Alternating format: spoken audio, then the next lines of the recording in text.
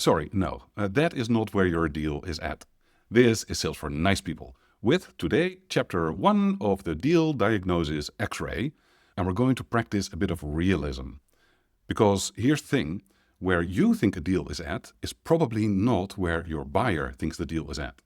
And if you don't properly understand the difference, and if you don't focus yourself and orient yourself on where your buyer feels the deal is at, you're not going to be likely to advance the deal. I saw a really wonderful example of how to get it wrong a while ago.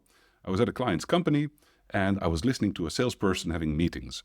And he is going all excited about the software, and your jaw will drop once you see what we have built.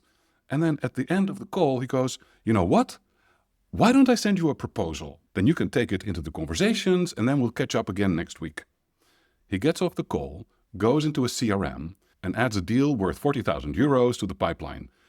All excited because, hey, boss, I just generated a new opportunity. It's worth 40,000 in the pipeline. Yeah, but wait a minute. That buyer didn't even ask for a proposal. That buyer might not be interested at all.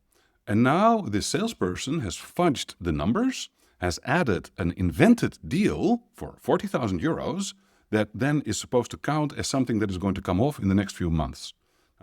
When you operate like that, when you tell yourself that there is a deal that is going to happen, but you don't know where your buyer thinks that deal is at and how your buyer thinks about making it happen, then you're working with assumptions and false data.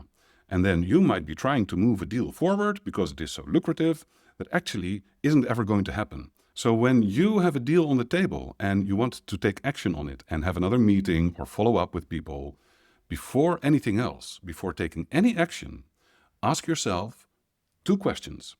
Where do I think this deal is at? And very importantly, where does my buyer think the deal is at?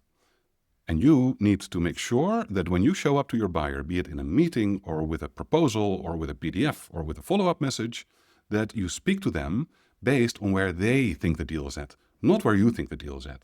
You might think they've received the proposal, they've said it sounds good, it's a 90% certainty, but that is just you. That is you making things up. You need to orient yourself, you need to use strategic, deployed empathy, and ask yourself, where do they think the deal is at?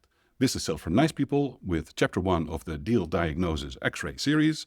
Tomorrow we're going to look at Chapter 2, the Empathy Edge. See you tomorrow.